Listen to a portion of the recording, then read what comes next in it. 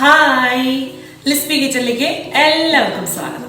അപ്പൊ ഇന്ന് നമ്മൾ വളരെ ക്വിക്കായിട്ട് ഉണ്ടാക്കാൻ പറ്റുന്ന ഒരു ഡിഷാണ് ഉണ്ടാക്കാൻ പോകുന്നത്. ഒരു സ്പെഷ്യൽ രസം, കർഡ് രസം എന്നൊക്കെ പറയും. അതായത് രസത്തിൽ തന്നെ, രസം എന്ന് പറഞ്ഞു കഴിഞ്ഞാൽ ഒരുപാട് വെറൈറ്റി രസങ്ങളുണ്ട്. വളരെ സിമ്പിളായിട്ട് എല്ലാവർക്കും പ്രിപ്പയർ ചെയ്യാൻ പറ്റുന്ന ഒരു സംഭവം തന്നെയാണ് ഈ രസം എന്ന് പറഞ്ഞത്. അതായത് ചോറിനെ നമുക്ക് അത് മാത്രം കൂട്ടിയാലും ചോറ് കഴിക്കാൻ പറ്റില്ല. അപ്പൊ ഇന്നത്തെ രസം തൈര് കൊണ്ട് ഉണ്ടാക്കുന്ന രസം. അപ്പൊ വീഡിയോ മുഴുവനായി കാണാം. പ്രത്യേക ടേസ്റ്റ് ആണ് ഈ രസത്തിന് കേട്ടോ. വീഡിയോ കണ്ട് ഇഷ്ടമായ ഷെയർ ചെയ്യുക, ലൈക്ക് ചെയ്യുക, കമന്റ് ചെയ്യുക. അതുപോലെ സബ്സ്ക്രൈബ് ചെയ്യാതെ കാണുന്നവരുണ്ടെങ്കിൽ എന്തായാലും ഒന്ന് സബ്സ്ക്രൈബ് ചെയ്യുക. അപ്പൊ നമ്മുടെ കർഡ് രസം ഉണ്ടാക്കാൻ വേണ്ടിയിട്ട് കർഡ് പുളിയുള്ള തൈര് തന്നെ എടുക്കാം. 1 കപ്പ് ഞാൻ എടുത്തു വെച്ചിട്ടുണ്ട്. 1/4 കപ്പ് വെള്ളം എടുത്തു വെച്ചിട്ടുണ്ട്. പിന്നെ നമുക്ക് വേണ്ടത് കുറച്ച് മസാലകൾ. 1 ടീസ്പൂൺ കുരുമുളക്, 1/2 ടീസ്പൂൺ നല്ല ജീരകം, 1 ടേബിൾ സ്പൂൺ മുഴുവൻ മല്ലി, 1 ടേബിൾ സ്പൂൺ തുവരപ്പരിപ്പ്. പിന്നെ നമുക്ക് വേണ്ട ഇൻഗ്രീഡിയന്റ് എന്ന് പറഞ്ഞാൽ മഞ്ഞൾപ്പൊടി, അത് 1 ടീസ്പൂൺ എടുത്ത് വെച്ചിട്ടുണ്ട്. 3 വറ്റൽമുളക്, 1/4 ടീസ്പൂൺ കായം പൊടിച്ചത്, 1 ടീസ്പൂൺ കടുക്, 1/2 ടീസ്പൂൺ നല്ല ജീരകം, പിന്നെ ആവശ്യത്തിന് സോൾട്ട്, പിന്നെ നമുക്ക് വെളിച്ചെണ്ണയും വേണം. നമ്മളിവിടെ ഡ്രൈ ആയിട്ടുള്ള ഒരു പാൻ അടുപ്പത്ത് വെച്ചിട്ടുണ്ട് കേട്ടോ. അതിലേക്ക് നമ്മൾ കുരുമുളക്, ജീരകം, മല്ലി, തുവരപ്പരിപ്പ് ഇതിട്ട് കൊടുക്കാൻ പോവാണ്.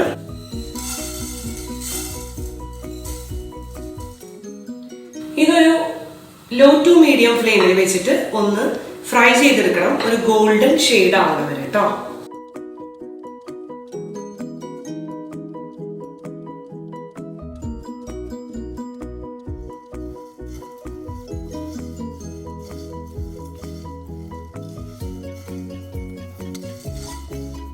അപ്പൊ ഇതൊരു ഗോൾഡൻ കളറിലേക്ക് വന്നിട്ടുണ്ട് കേട്ടോ. അപ്പൊ നമുക്ക് ഫ്ലെയിം ഓഫ് ചെയ്യാം. ഇതൊന്ന് കുറച്ച് ചൂടാറിയതിന് ശേഷം മിക്സിയുടെ കപ്പിലിട്ടിട്ട് നന്നായിട്ടൊന്ന് പൊടിച്ചെടുക്കുകയും ചെയ്യും.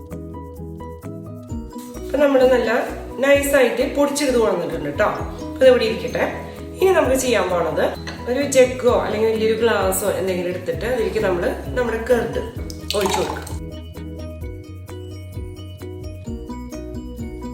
അതിലേക്ക് വെള്ളം, മഞ്ഞൾപ്പൊടി, ആവശ്യത്തിന് ഉപ്പ്, നമ്മൾ പൊടിച്ചു വെച്ച ആ പൊടി ഉണ്ടല്ലോ, മസാല, അതും കൂടി ആഡ് ചെയ്യാം.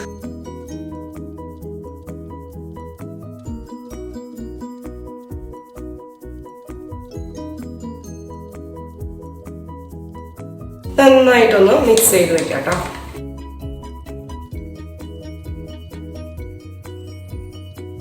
ഇനി വീണ്ടും നമ്മൾ ഈ പാനിനെ ഒന്ന് ചൂടാക്കാൻ വെച്ചിട്ടുണ്ട്. അതിലേക്ക് നമ്മൾ വെളിച്ചെണ്ണ ഒഴിച്ചു കൊടുക്കാം. ഇതിലേക്ക് നമ്മൾ എണ്ണ ചൂടായപ്പോ നമ്മുടെ കടുക്, അതുപോലെ ജീരകം ഉണ്ടല്ലോ, അതിട്ട് കൊടുക്കാം. 2-3 വറ്റൽമുളക് ഇട്ട് വെച്ചിട്ടുണ്ട്. അത് പൊട്ടിച്ചിട്ട് കൊടുക്കാം.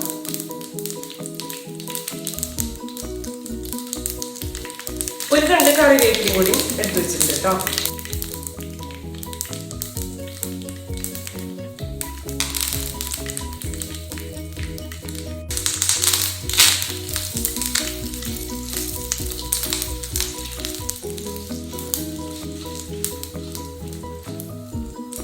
ഇതിലേക്ക് നമ്മൾ കായം പൊടി ഉണ്ടല്ലോ, കായം പൊടി ഇട്ട് കൊടുക്കാം.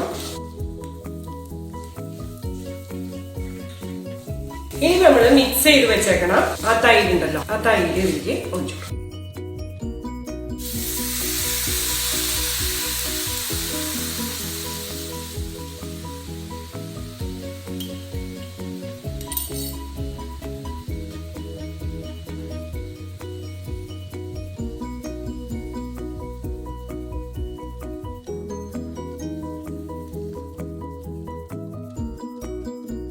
ഇതൊന്ന് തിളച്ചു തുടങ്ങുമ്പോൾ നമുക്ക് ഫ്ലെയിം ഓഫ് ചെയ്യാം കേട്ടോ.